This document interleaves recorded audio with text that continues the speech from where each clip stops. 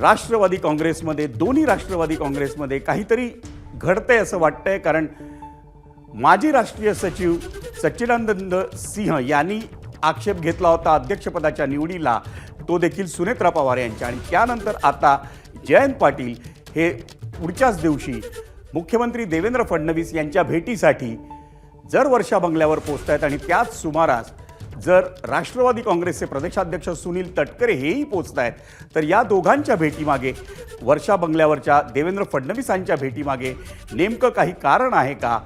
त्या भेटीमध्ये एकच कारण आहे का दोघांची मुख्यमंत्र्यांची भेट घेण्याची कारणं ही वेगवेगळी आहेत, हे नेमकं समजू शकलेलं नाही।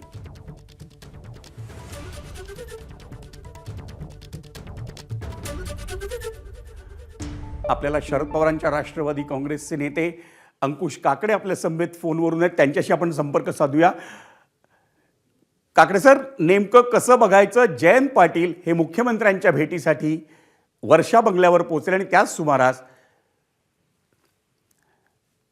प्रदेशाध्यक्ष सुनील तटकरे हे देखील पोहोचलेले होते। कसं बघायचं या दोघांच्या भेटीकडे?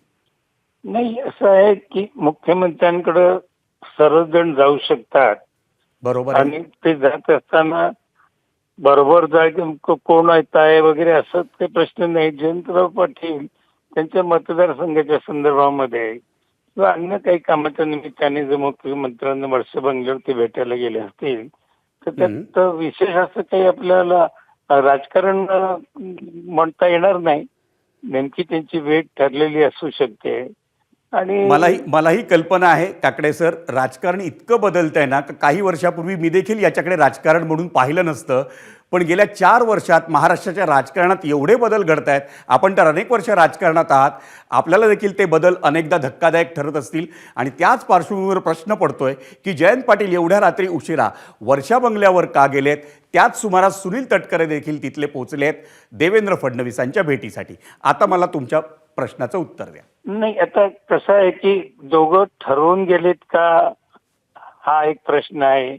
जयंतराव पाटील त्यांच्या कामासाठी गेले असतील किंवा सुनील तटकरे हे अजितदादा पवारांच्या पक्षाचे प्रांताध्यक्ष आहेत आणि अर्थात गेली काही महिने मुख्यमंत्र्यांकडे आहे। अधिवेशन झाल्यानंतर ते पुन्हा राष्ट्रवादी काँग्रेस अजित पवारांकडे दिले जाणार आहे अशी चर्चा होती।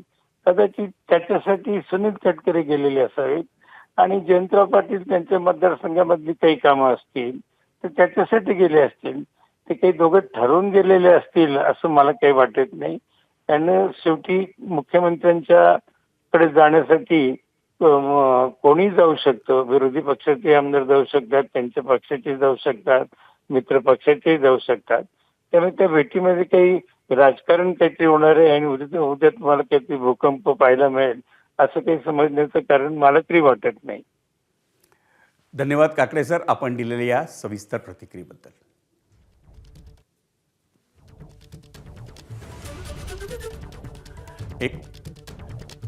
एक मोठी बातमी आहे, ती बातमी म्हणजे शरद पवारांच्या राष्ट्रवादी काँग्रेसचे नेते आणि आमदार जयंत पाटील हे मुख्यमंत्री देवेंद्र फडणवीस यांच्या भेटीसाठी नुकतेच वर्षा बंगल्यावर पोहोचले होते, आणि त्यांनी वर्षा बंगल्यावर जाऊन मुख्यमंत्री देवेंद्र फडणवीस यांच्याशी काही चर्चा केली। त्यांच्या भेटीमागचं कारण अजूनही स्पष्ट झालेलं नाही आहे।